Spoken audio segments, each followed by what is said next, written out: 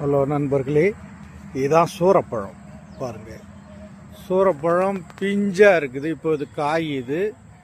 சூரப்பழம்னு ஏன் பேர் வந்துச்சுன்னாக்கா, சூரன் கட்டும்போது அந்த கூத்துலலாம் பார்த்துருப்பீங்க. சூர வேஷம் கட்டும்போது அது எப்படி இருக்கோ அது போலேயே அந்த கிரீடத்தில் கோழி இறகுகளெல்லாம் அப்படியே வளைஞ்சிருக்கும்.